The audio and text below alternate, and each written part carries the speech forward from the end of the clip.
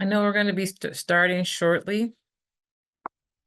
I think if there's any chats for panelists, I don't know if this stays within the panel or if it goes outside to attendees or not, but I'll keep that inside or direct chats. Okay, it's 12 o'clock. Should we wait? Welcome everyone to the TeamChild and KidsAreKids press release webinar. We're going to wait a few more minutes to give folks a chance to join. So we'll start in about 2 to 3 minutes. Thank you for your patience.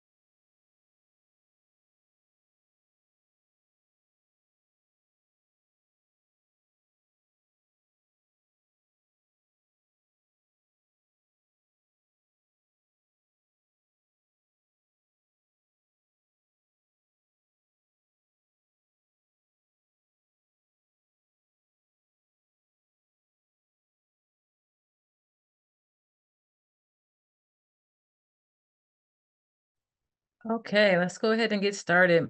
My name is Emijah Smith, and I am so honored that you all are here today to hear about the dire issues that are happening at the Green Hill School and for youth and for families.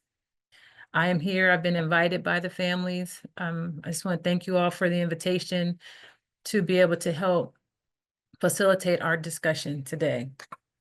We are here, as many of you know, and some of you are here for the first time learning about the issue at Green Hill School. But there has been an issue that's been in the media about culture, staff, family needs, the youth needs, and our state's responses to the needs over in Green Hill.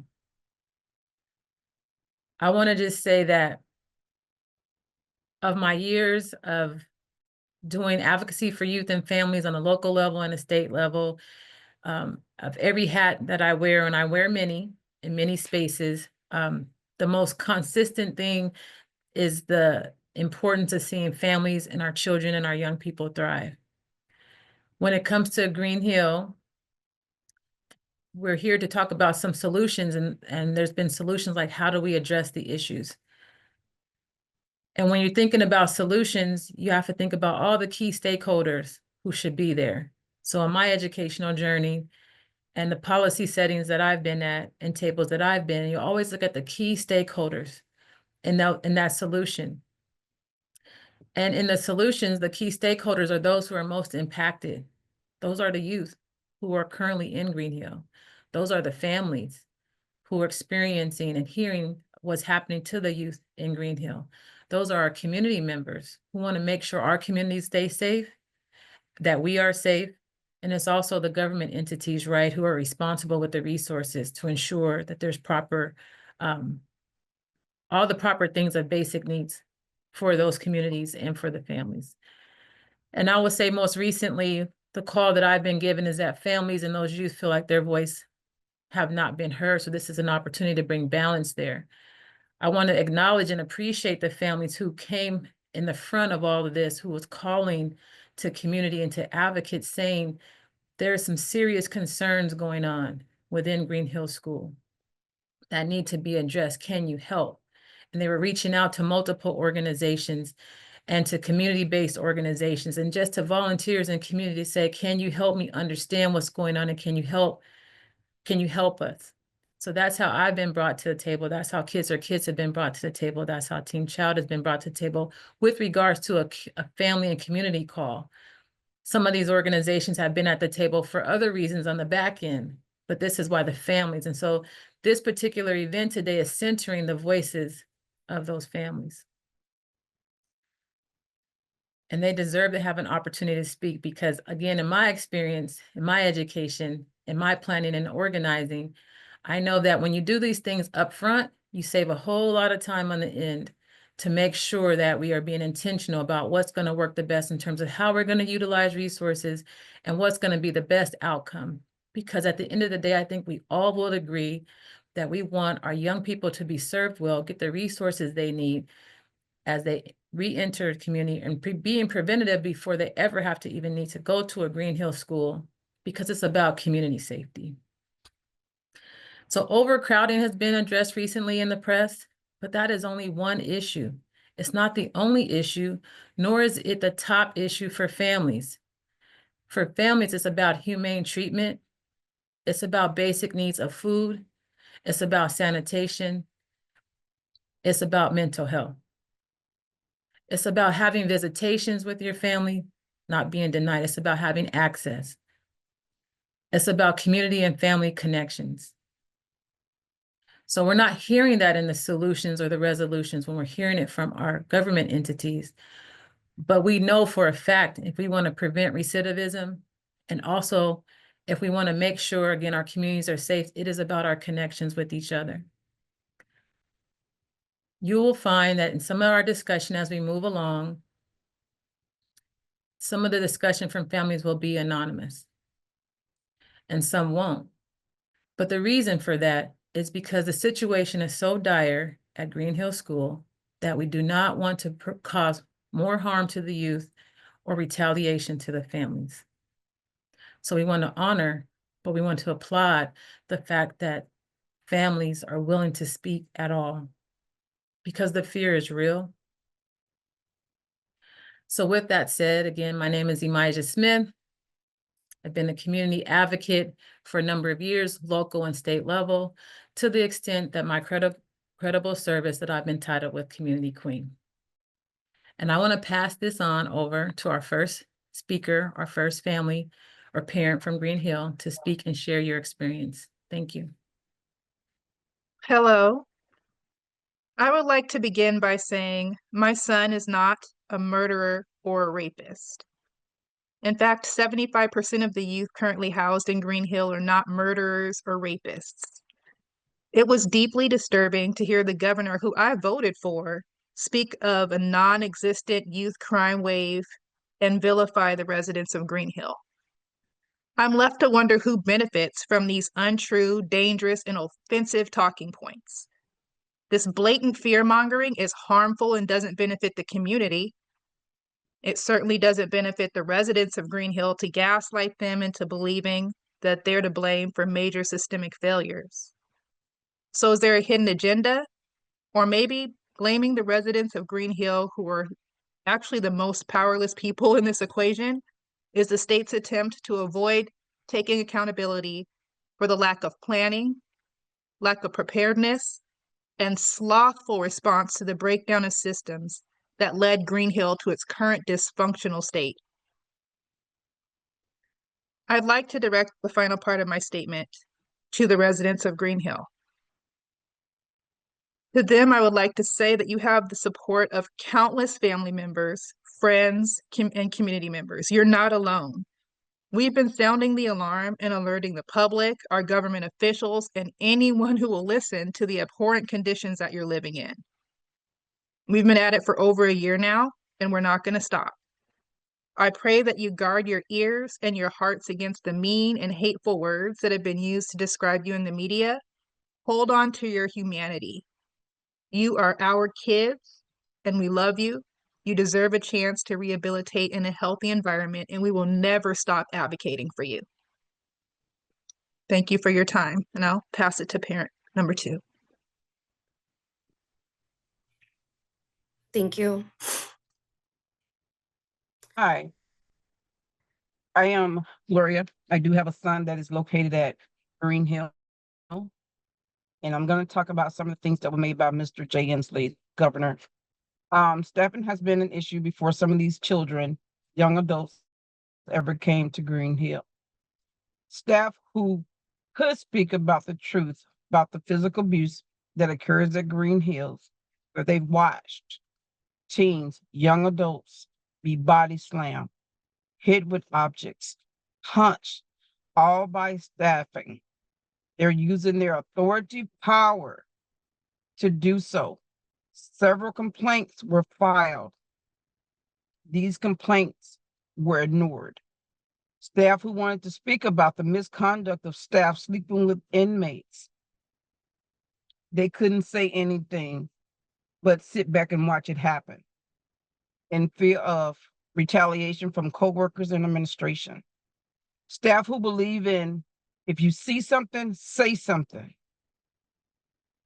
Staff who see other staff sneaking inappropriate items into the facility at Green Hill.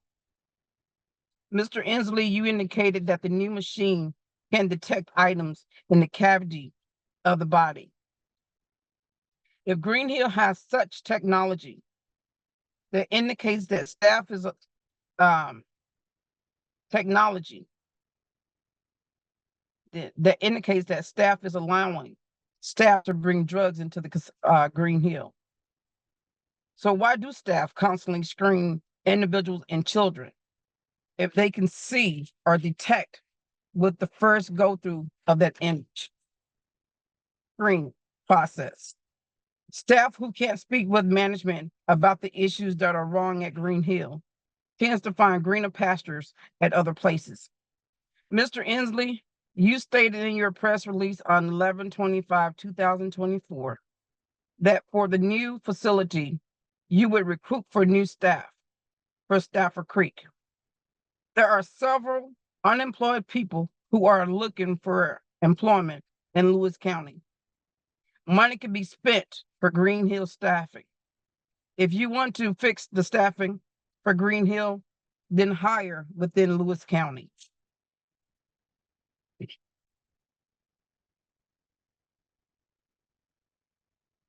Mr. Inslee, you also stated that a lot of these children had no one at home to keep them out of trouble.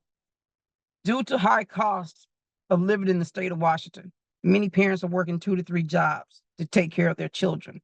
I know because I'm one of those parents. Despite that, I still give my children rules.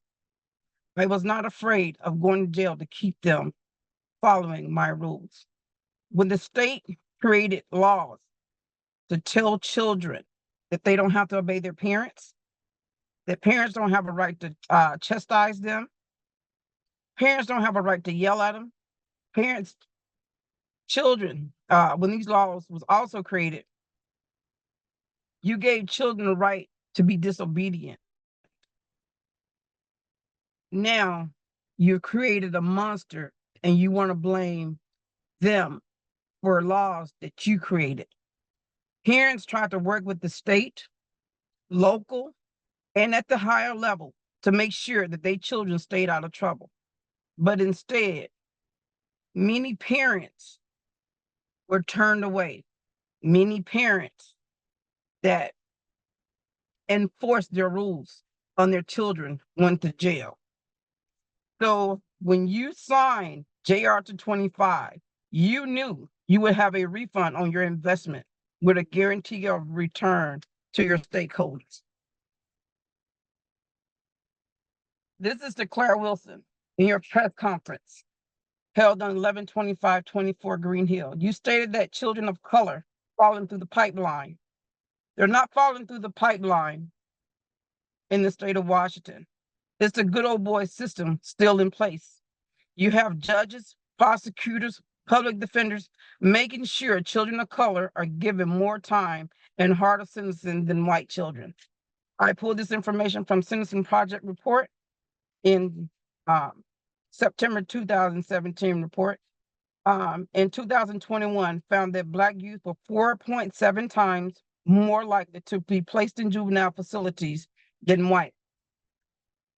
when they only make up 15% of youth in the United States. These resources come from Equal Justice Initiative and the Sentencing Project. Resources that were put in place for children to thrive within their neighborhoods, community, and schools were taken away because of budget shortfall. Putting resources back into community, neighborhoods, and school, juvenile crime will continue to decrease. Advocating, mentoring, coaching, shadowing young adults starting in middle school will help them understand life skills. Giving them jobs at the age of 15 will keep them out of trouble. Making sure that they are not discriminated against. And Ms. Claire Wilson, in your 30th district, most of the fast food places are occupied now by foreigners. They don't hire children that don't look like them. Racism is a part of Black males' everyday living, even while at Green Hill. So we have more issues than overcrowding and staffing at Green Hill. Thank you. And I'll pass it to the next parent. Thank you. As a parent of a young person currently incarcerated in Green Hill, I am deeply concerned and hurt by the narrative that was projected onto our youth and families in Governor Inslee's recent press conference. The state's mismanagement of Washington's JRA system has once again been blamed on Washington's youth and us as their families. While holding all the power over this system, somehow the state deflected accountability and cast blame on those with the least amount of power and authority. These statements Governor Inslee said were intended to further divide, rather than exert the effort it takes to hold solution-focused conversations and collaborate with us and the youth, which is the impacted community. I am beyond tired, and I know so many other families are as well. I'm tired of the rhetoric attempting to divide our communities. I'm tired of the continued attempts to deflect the spotlight away from the state's responsibilities in rehabilitating our children.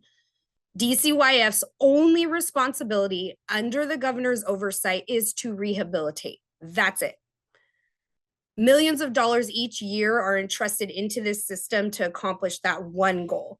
But my son has never received appropriate intervention, treatment, or therapy services that encourage his rehabilitation. I am regularly confused about the state's definition of what rehabilitation is, considering what DCYF has currently in place at Green Hill. I have been told over and over again by representatives at every level of this institution that my son is being rehabilitated and that he receives treatment. But how? How does not receiving therapy or mental health treatment accomplish rehabilitation? How does isolating him regularly in his cell accomplish the goal? How does disconnecting him from the community, his family, loved ones, prepare him for life after release? My son is regularly isolated in a cell, disconnected from family, rehabilitative programming, and supportive systems. There are so many youth in Green Hill, like my son, currently incarcerated that have significant mental health concerns and disabilities that are completely neglected and ignored. This environment and culture of furthering harm has existed within Green Hill far before any of our children entered the facility, far before the facility was over capacity, and it will not disappear once a lower capacity is reached. The issue here is bigger than capacity. Moving young people to a DOC facility, whether it's managed by DCYF or not, is not going to fix the culture problem.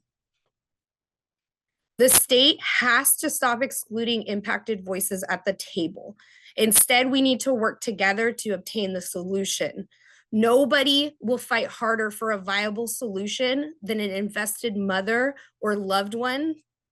And it makes me wonder the intent behind why the state chooses to ignore and exclude the youth and us as families from these decisions.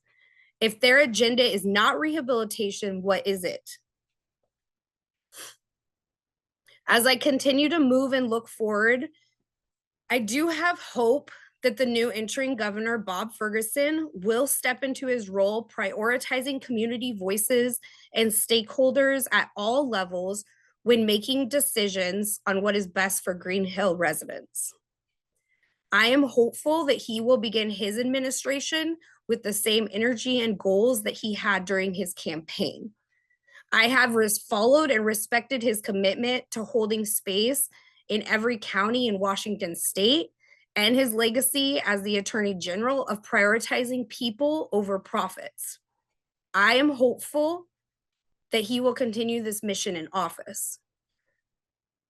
I would like to call on him and other important Washington leaders that were involved in the recent Green Hill decision, Senator Claire Wilson, Representative Tana Sin, come into conversation with us. Sit down with the families and youth of Green Hill and hear our concerns and engage in solution-focused conversation that doesn't sacrifice some for others. We don't want to be pacified through endless, meaningless conversation. We want to get to work and find solutions. Our young people's lives depend on it. I firmly believe that we all want the same outcome for our children and our community. These are our kids. They are Washington State youth, and they can become anything they desire if the state stops wasting time pointing fingers and does their job to rehabilitate. These young people are loved by many and they matter. Lastly, I ask that those with authority remember, regardless of your position of power, none of us can do this on our own. We need each other to achieve successful outcomes, and the voices at all levels must be included in all decision-making every time. Thank you. Thank you all. My name is Karen Pillar. I'm the Interim Executive Director at TeamChild. TeamChild provides legal representation to young people who are at the JR facilities, as well as civil legal aid services to other young people across the state. And our whole mission and our goal in our advocacy is to help young people access the support and the services they need, for many of them so they don't have to go into the legal system or the incarceral system. And for those who are there, so they can truly get the service and the support they need so they can get out of it as quickly as possible with as much healing and as much wholeness as possible. That work has brought us in relationship with the parents and the families that are here today. They have really said all that needs to be said, but I was asked to join to bring a little bit of context to some of the facts that were shared at last week's press conference and put some context to the way we have understood the need for young people in the JR system and the plans that have been proposed. So I'd start by saying that expanding the juvenile prison footprint, which was the plan that they've proposed, is an expensive and very backwards looking proposal. We have made a commitment in the state of Washington to really move in a different direction. And it's disappointing to see the decision that's made, which really invests much more deeply in the carceral system. Our hope is that any sort of attempt to expand the number of beds or prisons that are serving young people is something that is temporary and very short-lived, and that the invitation the families have made to the leadership today is an invitation to start planning immediately for what we need, what's better, for the more forward-looking support and services, which is to get upfront and prevent young people from going to these JR facilities by providing the support they need in the community, and to make sure that the interventions that are being provided at JR are really driven for them to come back into community as quickly as possible. And there are tools already at JR's disposal to do that. They're not using them at all in some cases, or adequately or sufficiently, we need to really figure that out and get those services going, including especially the community transitions program, which would allow young people to leave JR and complete their sentences in their community under the supervision of JR. The proposal that was made last week have left the families, the young people, and the community with a lot of questions. The facility at Stafford Creek was described as being adjacent. Our staff have been on the tour. The units that are being used or proposed to be used do sit inside Stafford Creek prison walls. You have to pass through DOC to get into the JR facility. So I thought adjacent was not really a factually clear word. The facility was one that had been used for solitary confinement for DOC adult prisoners. So the buildings are quite confining. There's not a cafeteria, there's not a gym, there's not a classroom space. The buildings that they're being used were designed for people who spent a long time in isolation. We have a lot of questions about how you would ever repurpose that facility for the things that they've proposed. For example, an automotive program. I don't know where you would put an auto shop in that program. There's a lot of discussion we've heard about all of the services being virtual, which I think raises a lot of question and concern about how meaningful those interventions could be and whether this is really a worthwhile investment for the young people that need to be rehabilitated. As the families have already pointed out, many of the concerns about the services at JR really predate the current overcrowding situation. The educational system has been in question across the JR facilities for over 5 years. There's been a lot of effort in the legislature to do that, to address that, but those efforts have not resulted in a new or better educational system across the board. So there's so much more to work on than the issue of overcrowding, and I think the families are asking for that engagement. A couple other points that were made last week that I think we really are important for us to try to address. One is around this harmful narrative of a crime wave. I mean, we want to really set the record straight. Our own state statistics that are created and maintained by our state agencies, the Washington Caseload Forecast Council, the state sheriffs, are really clear. The number of young people sentenced to prison has fallen from almost 7,000 in 2014 to a little over 2,000 in 2023. We're not in a crime wave. We are significantly reduced number of young people sentenced to having committed a crime. Arrests are down 30% just from 2019 till 2023, a 30% decline in arrests. The rate of violent crime has gone down from 2008. We're at a high of almost 1,600 to the last data that I have is 800 in 2022. So a drop in half of violent crime. So the numbers really just don't add up to the story that was painted last week. And I think that is one of the most disturbing things from second to the plan to open a third prison. The last thing I'd like to say is that the governor suggested that opening this third prison may not be the end of the need. And I think for advocates like us who are really trying to advocate individually and collectively for the support young people need in the community, I think that was one of the most concerning things we heard. That this third prison wouldn't be the end of what they're going to do to invest in the prison system, that somehow the need would continue. The state of Washington, including DCYF JR and the state legislature, really invested quite a few years ago in plans to really shift how we respond to young people. In fact, the DCYF requested and received funds to site more community facilities, which are smaller facilities that are located closer to people's homes. They recognize that there's a gap in those community facilities because some of them don't exist in the communities where a lot of young people live who end up at JR, like Tacoma, Vancouver, Everett, Seattle. So there was funding to site new facilities. And here we are 5 years later without those facilities and investing in a new prison. I've mentioned the community transition program. I think there are other ideas that the families in the community have discussed around how to support young people without using the carceral system to respond to their needs. And we really love to engage in those conversations and really build those plans and invest the state's resources in those responses. I'm going to pass the mic now to KidsAreKids and our spokesperson from KidsAreKids to speak about next steps. Thank you, Karen. KidsAreKids supports the families and loved ones of youth who are incarcerated. We seek to make sure our young people have access to rehabilitation and support and healing. And we know none of that is happening at Green Hill.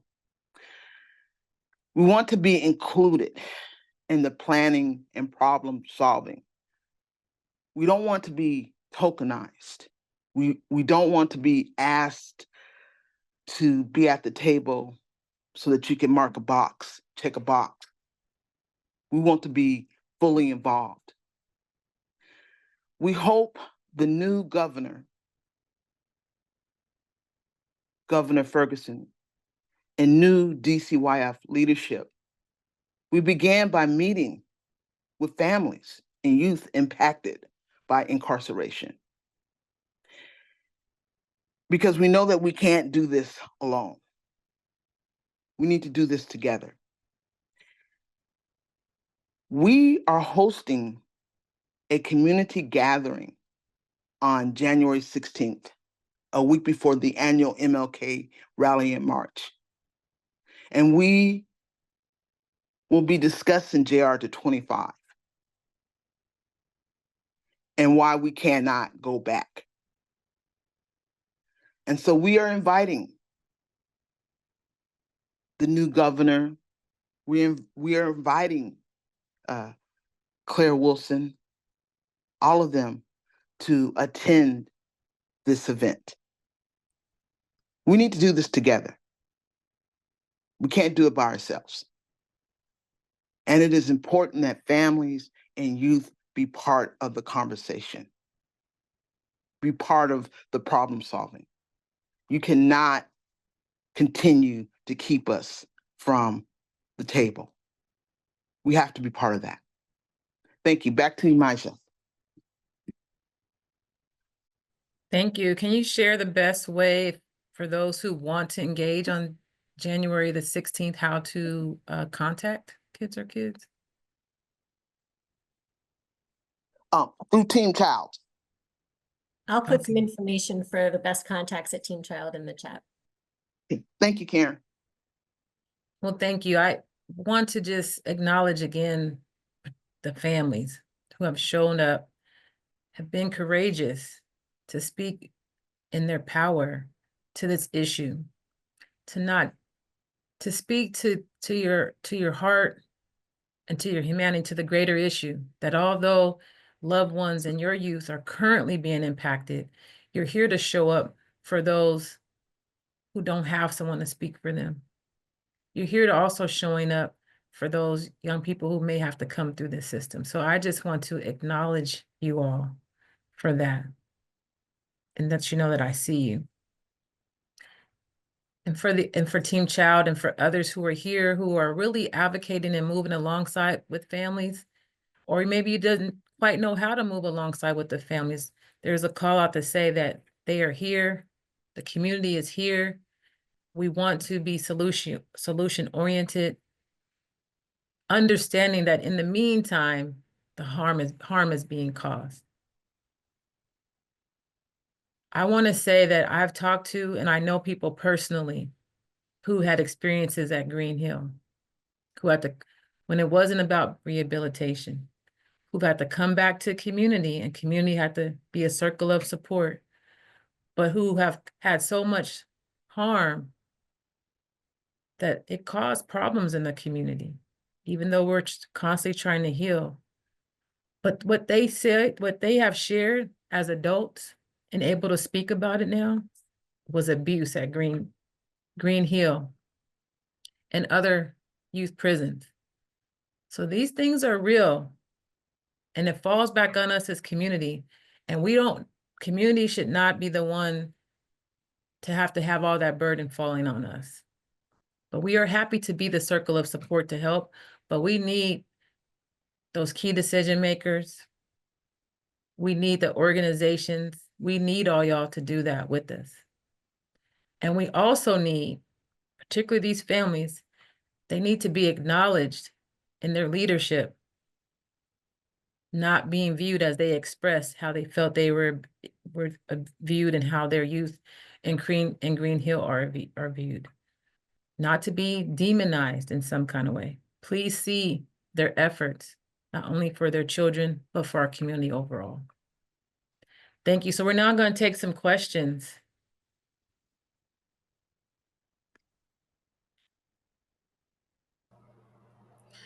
You can either type questions into the chat, or we will work on giving you the ability to speak out loud if you prefer. One question: did the governor's office contact TeamChild or Green Hill families to let them know about this new purpose facility before the press conference? Karen, you want to take this one? Absolutely.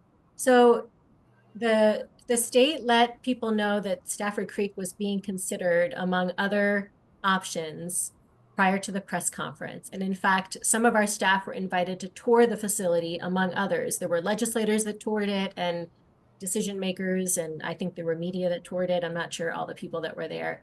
It's one reason why I was able to describe the facility so clearly, is our staff were inside it and looked around to sort of see physically this space and provided feedback about our concerns prior to the press conference. So we did know it was on the list.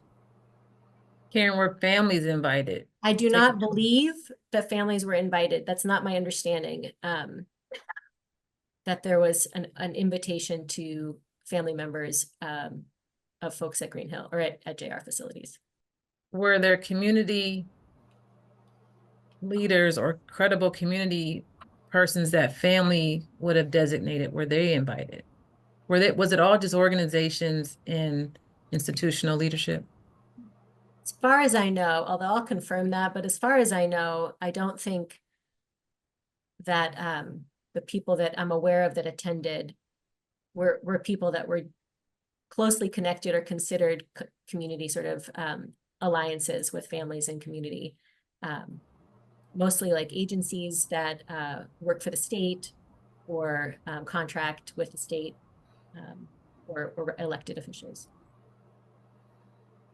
Okay. Just a quick follow-up. If families were invited or community influencers, I'm asking one of the family members or parents, would you be willing to go? If that invitation was opened up, would you accept? Yes, I definitely would. I'm eager to be a part of the solution. So yes. Thank you. Meredith, you want to do the next? I would be, Yeah. I would like to attend as well. Okay. Hearing willingness from families. I'm going to go to AJ Williams' question. Is there a common space that Green Hill parents, families, and supporters meet regularly for support and organizing? We have the family member who represents KidsAreKids. You want to respond to that question? Please repeat that again. The question Is there a common space that Green Hill parents, families, and supporters meet regularly for support and organizing?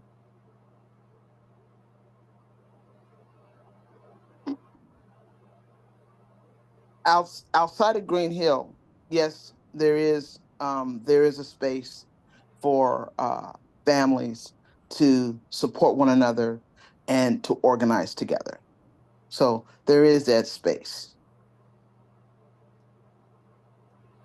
Okay. Meredith, before you go, I would remind folks, I think January 16th would be a great opportunity. And then when those connections are made for those who are interested in either showing up for the January 16th event or interested in making connections of this organizing space, to please reach out to Karen Pillar from TeamChild, and those connections will be made. Thank you. And I'd like to just add one more piece to that, Imajah. that there will be flyers that will be invitations that will be sent out. So please look for that as well. Thank you. Can I say something really quick? I want to say that at a time where I felt so alone, I knew my child was being mistreated and abused, and I felt like no one was listening to me. I was connected with KidsAreKids through TeamChild, and since then, just being connected to community, the way that we show up for each other and support each other. We have regular meetings. There's a group chat. I mean, all of this has been very, very helpful in strengthening me so that I can be strong to support my loved one. So Great.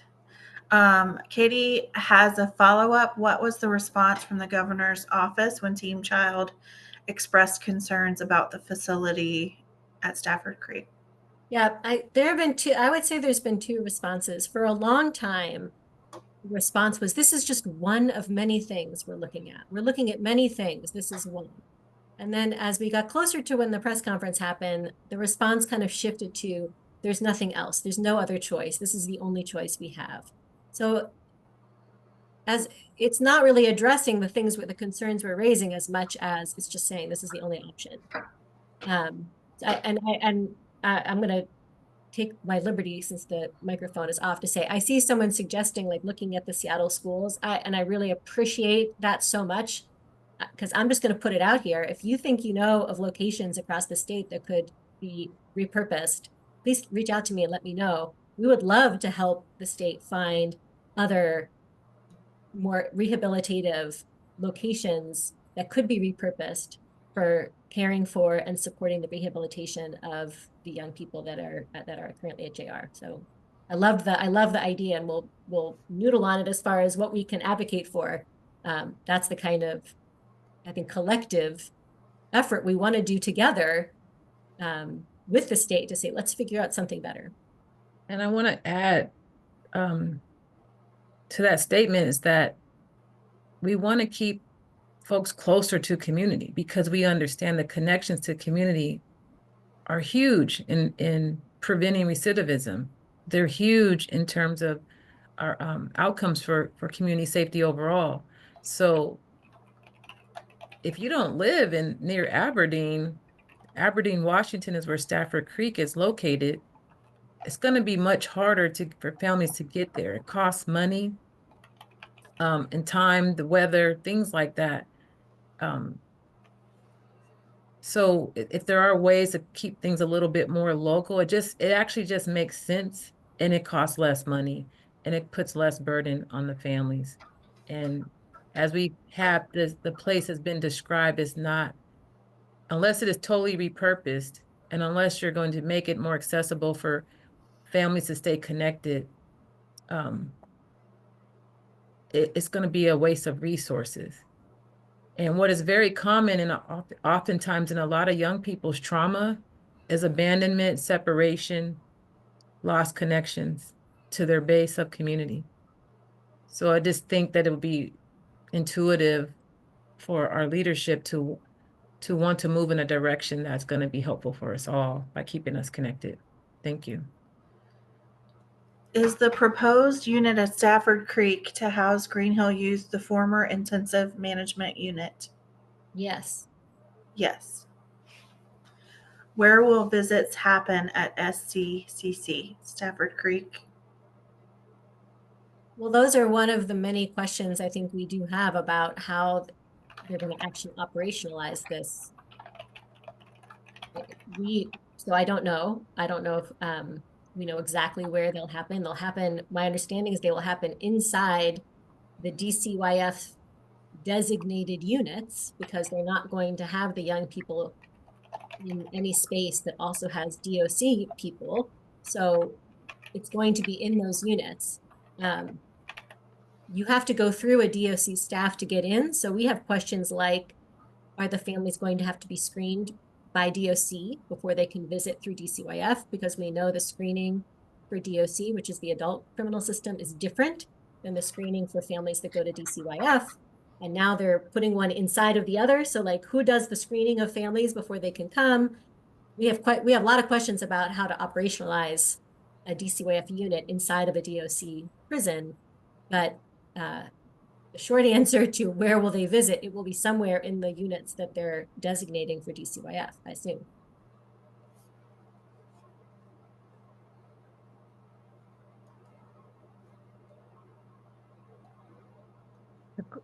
That's a great question that's being asked. I think what I heard on the press release, I just want to call out, what I heard was that the scanner, the body scanner, sounded like it was introduced for families and young people to utilize that. I did not hear the comment about staff needing to utilize that. And my understanding on the legislation that was passed, that was bringing in the body scanner, starting with the Washington Corrections Center for women, as well as the receiving unit in places for Washington Correction Center for men. And then they were going to expand that in other facilities. But that scanner, the way it was, I read it in the legislation, was it's supposed to be for both those who are incarcerated as well as staff. But I did not hear that in the press conference with regard to Green Hill School. So we'll also be curious to learn, will staff need to go inside, have to utilize that scanner as they're entering the facility in general? And particularly not just at Green Hill School, but if you're going to Stafford Creek, quote unquote, a DOC facility, even if you're not a DOC per se staff employee, you should still have to utilize that scanner to enter the facility.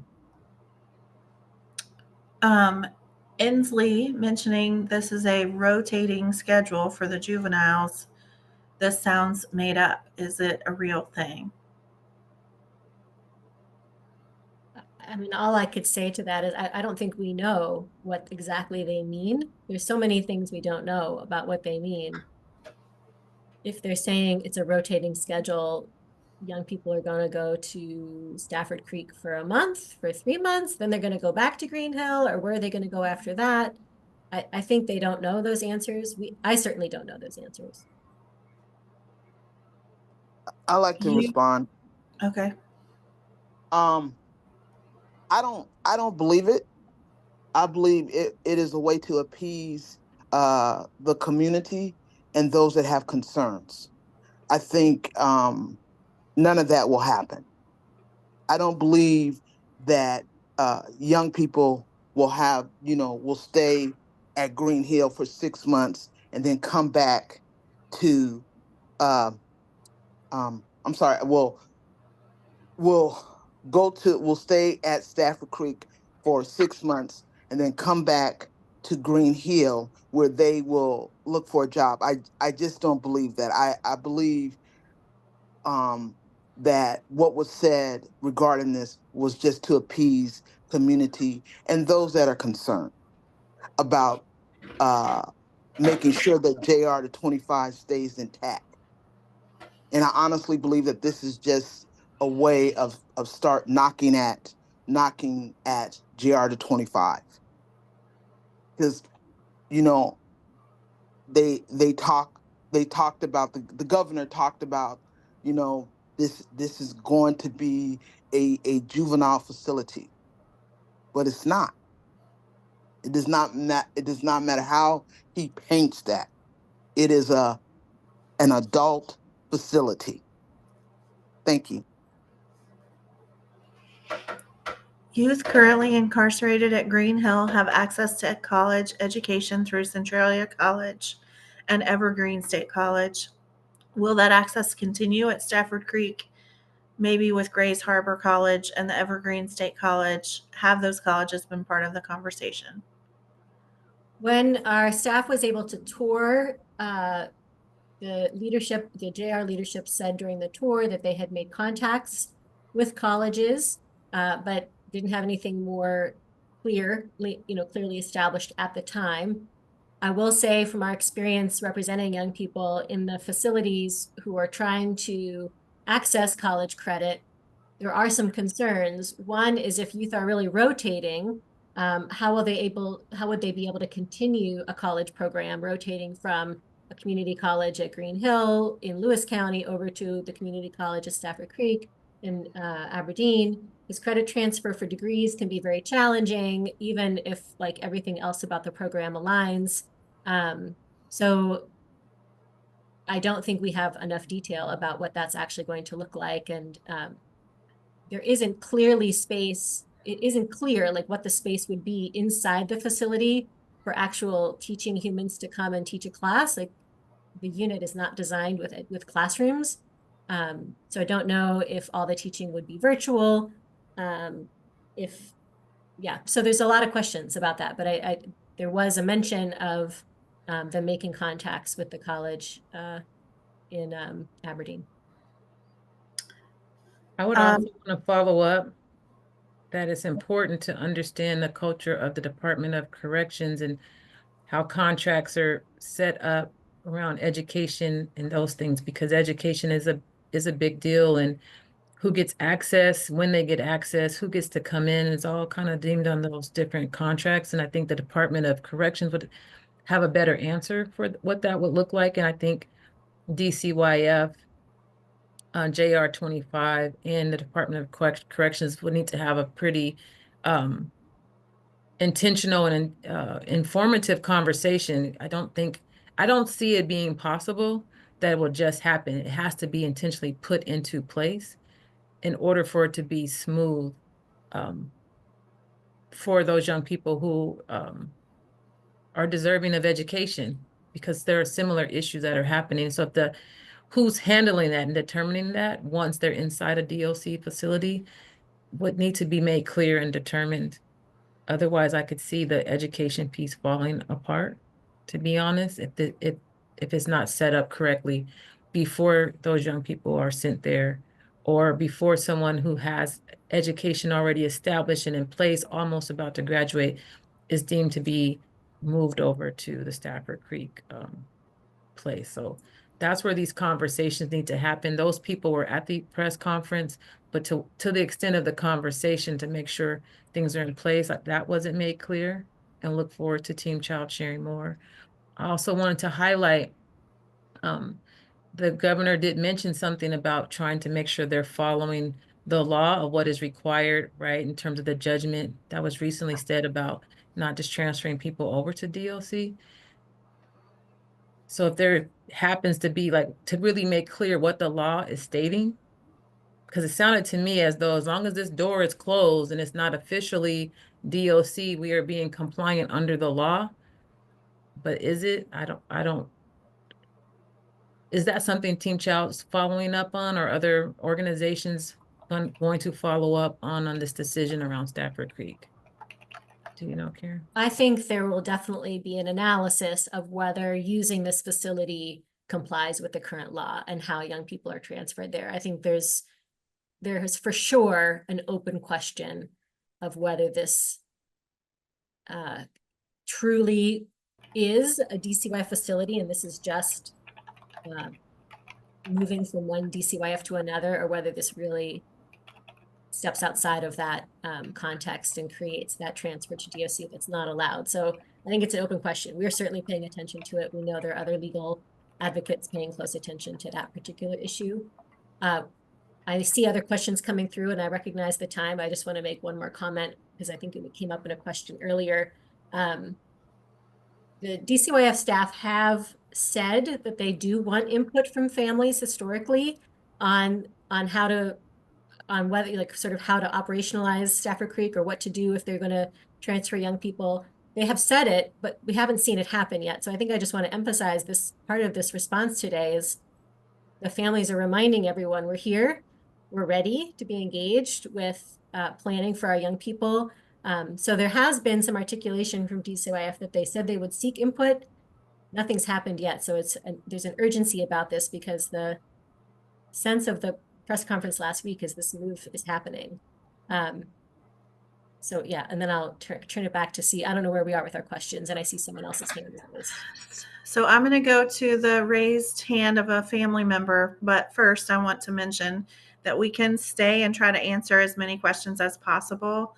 The recording will be sent out later this afternoon. It does take time to make it ready, so don't be alarmed if it's not immediately after. And now I'll go to a family member of Green Hill that has hand raised. Yeah, I also just wanted to just speak to the transferring, the transferring kids from Green Hill to Stanford. And I found it really interesting that Governor Inslee said that young people would have to apply to this new facility. So I think that needs to be looked at as well. I mean, the fact that they're saying that they will have to apply to go to this facility. I just wanted to say that. Thank you. I want to share something too before we transition out.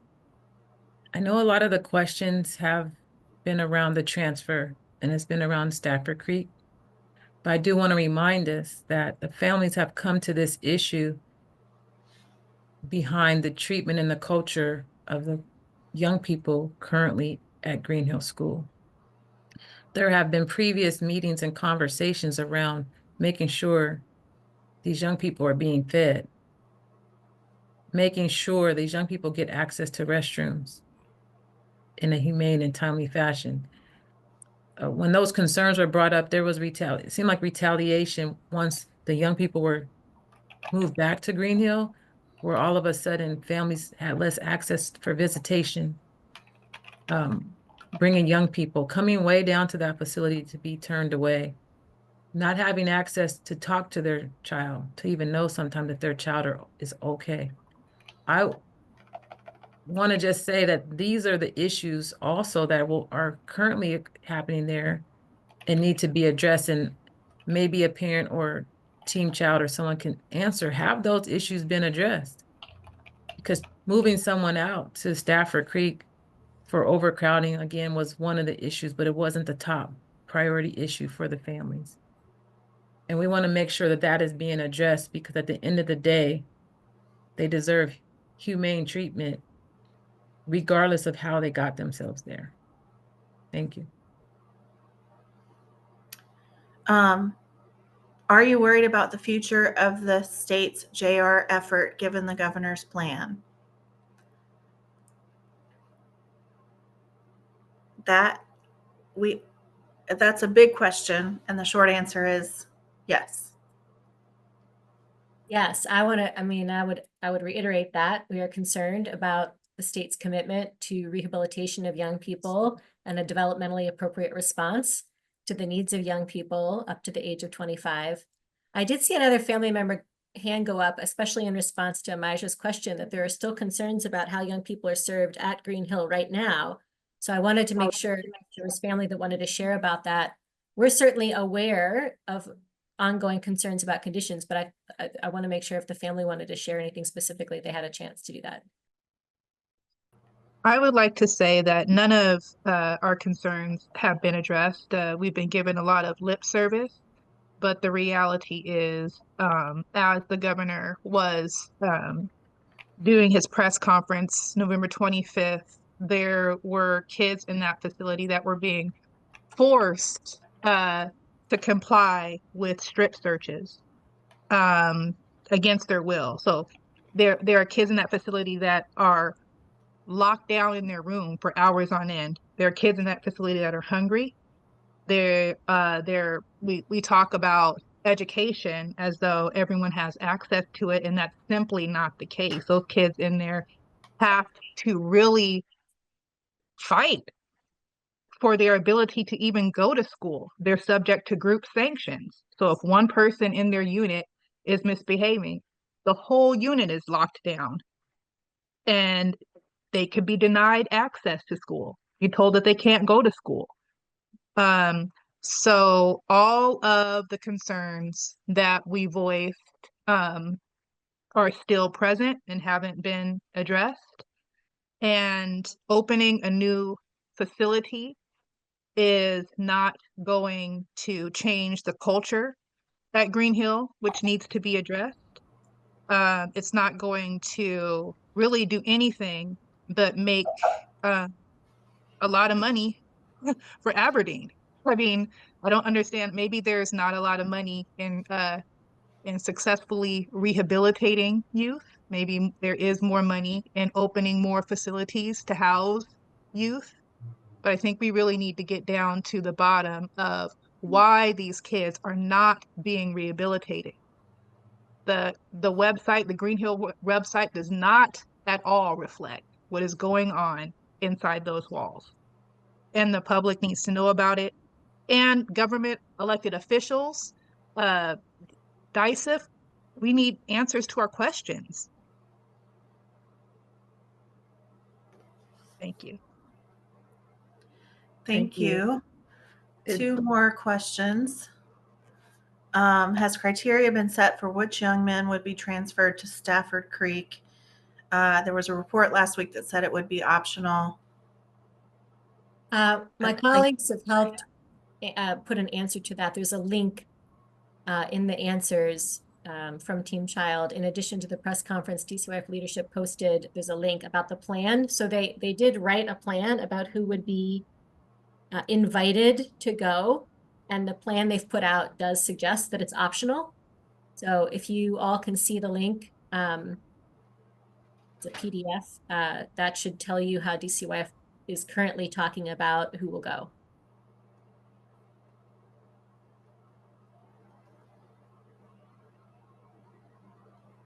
Okay. And the last question was connecting with legislators. We are hoping to continue to do that to support this effort. Yeah, if you have, if you know your elected officials are people who want to champion this work and they want to talk with us about ways to do that, please reach out and let us know. We'd love to talk with, and especially newly elected leaders who maybe haven't thought about what their platform and their position is around the youth in our state who are in the legal system and facing incarceration. And I think I also just want to add, since it's been the holiday season, has sort of been kicked off, and in the next couple of weeks, there'll be a lot of holiday time. And just, I think, to ground us in the ongoing need to support the young people at Green Hill. You know, the families, many of the families here and other families who are, that we are here supporting, even just a couple of days ago, Sunday, during a holiday weekend, we're driving, some of them for hours, to go visit their youth at Green Hill when visits were canceled. And the families let each other know, because there's a strong network of families, but it wasn't the agency that let families know. And it's the constant sort of ongoing inability to make it possible for young people to have a truly human, rehabilitative, family-oriented experience is one of the things that I think we feel most concerned about. And almost every young person, well, let's see, how do I say this with the best data possible? The largest majority of young people at the JR facilities will leave and be home in the community before they turn 25. Most of them will be home soon. It's a small percentage that will stay in an incarcerated setting after they turn 25. So this stage of development for young people is vital and critical to building the community you're going to live alongside in the state of Washington. These are your neighbors and community members. And this is a critical time in their lives developmentally. And we really need to respond to them in the most holistic and healing way possible. And that's really what we're advocating for. It's so much more than the use of a Stafford Creek facility. So I really appreciate Amijah and the families grounding us in that every day with our work, and appreciate the time people have spent listening today. And with that, I'm gonna say thank you for your time. Thank you for your interest. And if there's one thing you can do, share this opportunity, share this information with others to give balanced perspective. And if you want to support, please contact the groups, KidsAreKids and others, and to support the families. Thank you so much and have a wonderful day.